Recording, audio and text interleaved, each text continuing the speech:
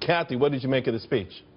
I think that whatever ball team you root for, he knocked it out of the ballpark. And if anyone was well, look, whether it certainly has to help. There is not a Republican who watched this speech who didn't watch it with great affection and admiration, unless you're maybe Ted Cruz, and that's only because you want his job.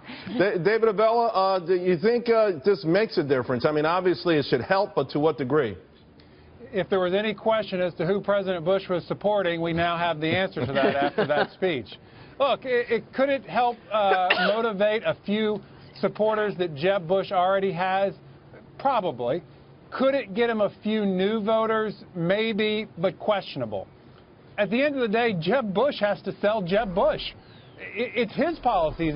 Voters have to ultimately believe in him and that he's going to make this country better. And while these endorsements are nice to have, and while rallies like this do help motivate your base of supporters, it's not the ultimate deciding factor in an election like this.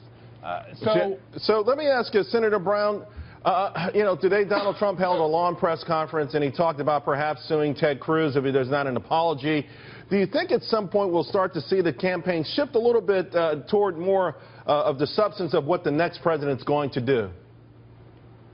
Well, of course, it's early in the process, and with regard to what's happening with Ted, not only with Marco but with Donald Trump, is they're trying to point out that he's using tactics that traditionally are not used. The whole issue with Ben Carson, you know, drawing into question his credibility and his integrity. And when you call someone a liar, that gives people a chance to look differently at you. And so I think they've accomplished that goal, especially when Marco so eloquently pointed out that he was lying. Senator, we got to get in here, but I understand where you're coming from. Hopefully we're past that point.